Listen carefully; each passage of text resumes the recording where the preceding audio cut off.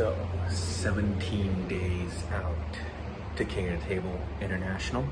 Morning weight today is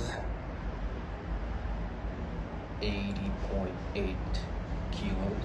Still a little bit beat up from IFA Worlds, just about over a week ago, and still recovering from COVID that I got from France somehow. But the plan is to just come in as heavy and as strong as possible and just do a short peak for the next 17 days. So in just such a short amount of time, I'm not going to be able to build much useful muscle. So most of the training will be focused on, just strengthening and sharpening the basic movements like rising, cupping, pronation, just to get those, as good as they can be in time for the tournament.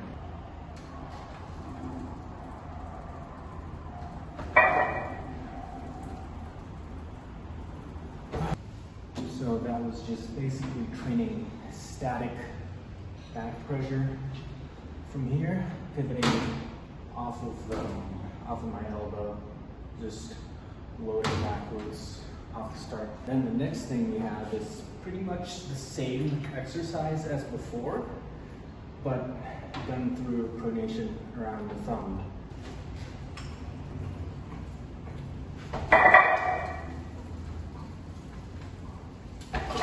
Also, of course, for all of the fundamentals, we don't only do them from a single angle. We typically have a couple of variations for each of the movements. So another exercise that I do for pronation is something I learned from Sergey Kalinichenko. This one, we sort of shoot for the defensive position, sort of when we're running away in a top roll.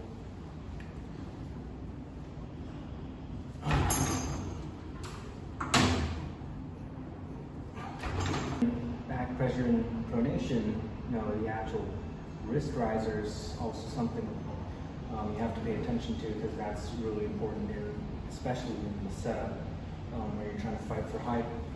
So this is also an exercise that Sergey Kalinichenko preaches. Basically, it's a little modification on the traditional wrist riser, just a different kind of grip. You can watch the video of him with Chance Shaw, and he shows exactly how to do this. And he basically does it in two variations. There's one which is more dynamic and one which is more static. But for today, I'm going to be doing the more dynamic one.